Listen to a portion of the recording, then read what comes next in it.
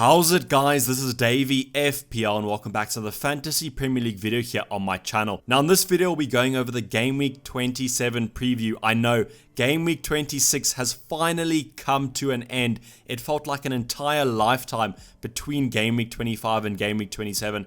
It could have been a good game week for you guys if you own the likes of Heung-min Son. I know the Salah blank was quite a tough one to take, and Game Week 26 hasn't even concluded yet.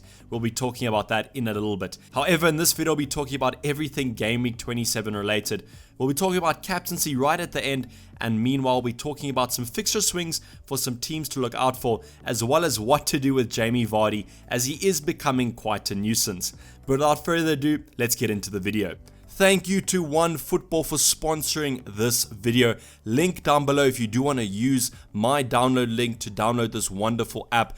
Thanks again for sponsoring the video. If you don't know, OneFootball is the everything football related app. It's free to download on iOS or Android, and you can see there on the table. I'm following the Premier League right now. Gives me all the goals, assists, and whatever I need to know, as well as following my favorite team if I do want to follow a team, which is for me Liverpool, but for you it could be anyone else. Also, if you want to track more leagues than just the Premier League, go and check out this app. As I said, link down below. So I spoke about that Game Week 26 has not even concluded yet, and that's because the Man City game was postponed from last weekend and it will only be taking place on Wednesday. I'm recording this video on Sunday night, so obviously that game hasn't even come out yet. You'll probably be watching this video before it even gets played, so just keep that in mind. There could be some major Man City talking points.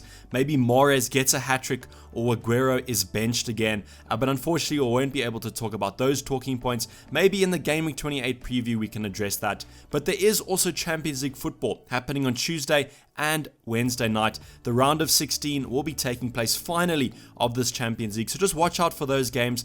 Just keep an eye out if your players are in those teams and if they are getting rotated. Maybe if they also come off a little bit earlier, you could be guaranteed a starter on the weekend, but we'll also be talking about that in a little bit. So the watch list for Game Week 27, Game Week 26 saw some good performances and some relatively average performances from our watch list. We first have Harvey Barnes. We'll be talking about Harvey Barnes and Raul Jimenez a little bit later on, but right now all you need to know about Harvey Barnes is he comes in at 6 million, which is relatively cheap. And the nice thing I like about Barnes is that he's shown some consistency in the last couple game weeks in terms of minutes. So as you can see, 1,480 minutes, not a lot of minutes compared to these other players, but recently he has been starting 90 minutes. I think he's had 2 consecutive 90 minutes runs, so it shows that Rodgers definitely has him in his starting 11. The reason why I have him as well is he's also quite cheap. I might be a downgrade for Jack Grealish when he does have that blank, so that's why I have him on the watch list currently. And then Raul Jimenez obviously didn't score this weekend, but has scored in previous games. That kind of adds up with his 11 goals and 6 assists. 7.7 million, really good price. But as I said, we'll be talking about why I'm looking at Raul Jimenez a little bit later on. Then obviously Heung-min Son, a really good performer in Game Week 26. I know that his last goal was a little bit lucky and he did miss a penalty, but he's looking for about a 13-point appearance for his owners, which is marvelous in a game week that there hasn't been that many high performers. So he's now 10 million. Finally, he's risen in price to the 10 million mark, and he currently has 9 goals and 9 assists after Game Week 26. Has played a lot of minutes, and I think with Harry Kane out injured, definitely going to be that main attacking focal point for Spurs. So I really like him as a good option. The only kind of hindrance for him is that Spurs do have a couple of tough fixtures coming up, and you know Mourinho's Spurs recently, they haven't been performing that well, and I think some of the bigger boys might put on some performances against Spurs, and then we could maybe see Heung-min Son not getting that many returns. But that being said, has shown some consistency recently. I think he's had 3 consecutive point returns, and he's showing that he can kind of score against anyone. So even though he does have tough fixtures, I still think that Heung-min Son could be a good option. For my personal team, I'm probably not looking at him currently, as I'll have to downgrade one of my Liverpool midfielders, and I don't know if I'm looking at doing that right now. But this is the watch list. Let's get on to more of the talking points for Game Week 27. So I spoke about the Champions League in that reminder at the start of the video, but we'll be talking about a little bit more in depth currently. So obviously Man City, the big news is that they have been banned for the next 2 Champions Leagues. That does not mean the current campaign, they're still free to play in this current campaign. It's only for the 2 next Champions Leagues. That, however, is only the initial verdict, and I'm pretty sure that Man City will be challenging this verdict, and we could see them win that appeal, and then they'll have Champions League football for the foreseeable future. But they do still have the Champions League this season. So the 4 teams that are playing is Liverpool, Tottenham, Chelsea, and Man City. So these are kind of our premium options. I think Liverpool, Spurs, and Man City are kind of the focal points. A lot of us used to own Chelsea players, but I don't think a lot of us currently do. So just watch out for these kind of players. I said if they come off at that 70-minute mark, they should be playing the next fixture. Also to note is that Liverpool and Spurs play before Game Week 27, and then Chelsea and Man City play after. We do also have another 2-week break, I think, after that, before the next Champions League round of 16 fixture, so we can have a little bit of breathing room, and I don't think too much rotation will happen there. With Man City, probably the only team that I'd be looking at rotation. They have Leicester on the weekend, and then have Real Madrid. But with Man City, we're kind of always prepared for that rotation, so it's not going to come too much of a surprise. I do think Man City will be taking the Champions League really seriously this season. I think they were already going to take it seriously, but I think with this upcoming ban, they're going to take that kind of not going to be protesting with playing a bad team in the Champions League. I think they're going to be going at even more, kind of showing it to that UEFA board that they can win this competition. And especially if they're going to be banned for the next 2, I think this is probably going to be one of the last chances they have in the foreseeable future to win it. So I'm expecting a really strong lineup. I think the player that kind of impacts that is going to be Kevin De Bruyne and Aguero. Aguero, that main striker for Man City, I definitely do think the favorite out of him and Jesus. So we can probably see him starting in a lot of games. So maybe Jesus will play in the Premier League, but that is yet to be seen. Unfortunately, it's a little bit of a tough situation to be in, but I think if you do own Man City players, you probably have already taken that risk. With the Liverpool assets, I think Sadio Mane and Mo Salah will definitely be playing against Atletico Madrid, so just keep your eyes on that one. Do think it'll be quite a close affair, so hopefully they do come out of that injury-free and raring to go for that next fixture. Spurs also going to be playing a strong lineup along with Chelsea, as it's kind of the competition that these 2 teams want to win, and especially because they can't win the Prem again.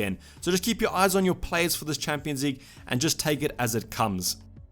So the first feature of the Fantasy Football Hub, we spoke about them in the previous video this week about what FPL website I am using. So I'm using Fantasy Football Hub, and their fixture tool on screen now has highlighted the 4 teams to look at for the foreseeable future. So we have Southampton, Wolves, Newcastle, and Arsenal. So the nice thing to know about Arsenal is even though they do have a blank, they do have some nice fixtures coming up. So if you are an Aubameyang owner, I would recommend maybe holding on to him. Maybe if you can't really get a starting 11, you could look at transferring out. But the teams that I'm looking at are Southampton, Wolves, and Newcastle. We've already bought Lascelles in from Newcastle for this nice run. I think defensively they should do quite well against the likes of Burnley, Sheffield United, and Aston Villa, as those are home fixtures. I think the away fixtures are a little bit more tough against the likes of Crystal Palace and Southampton, but I'm still hoping that they can maybe get a clean sheet in that. Wolves, also the team that I spoke about with Raul Jimenez.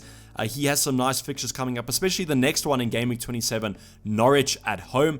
Then follows it up with some other nice home fixtures, the likes of Brighton and Bournemouth, and then Aston Villa to round off this kind of nice fixture swing. Then Southampton, we spoke about them having some nice fixtures coming up and kind of the team to target because they do have some nice budget options. So these are definitely teams that you should be looking at. Now the 2 teams that I want to highlight are Leicester and Wolves.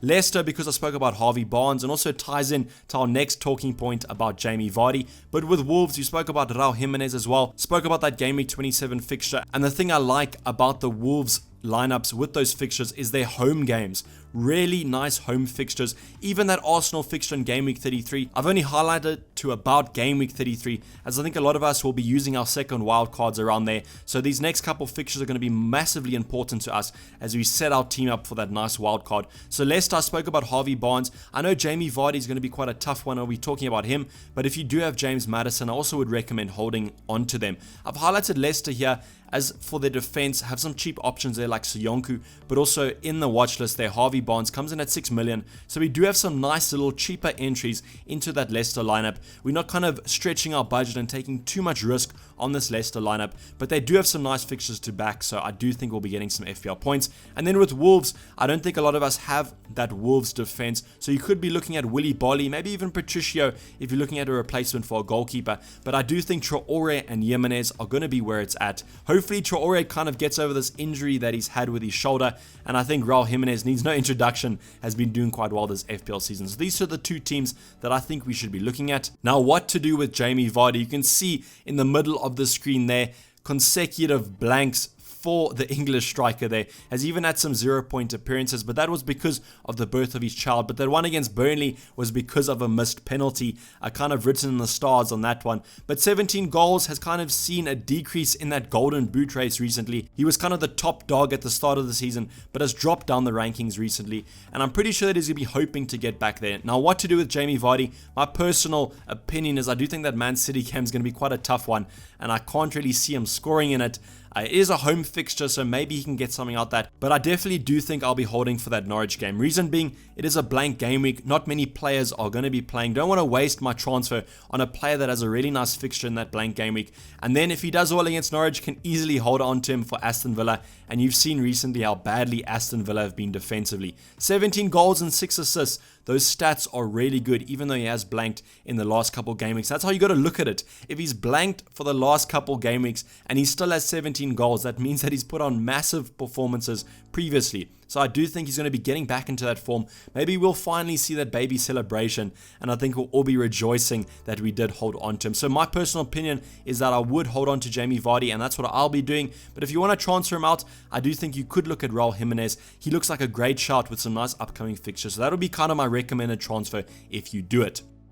Now, captaincy, finally, we have some home fixtures with some informed players to look at. So we have Mo Salah against West Ham. You can obviously go for Sadio Mane or Roberto Firmino as well. Danny Ings against Aston Villa, and then Raul Jimenez against Norwich. So the standout is probably going to be Raul Jimenez against Norwich.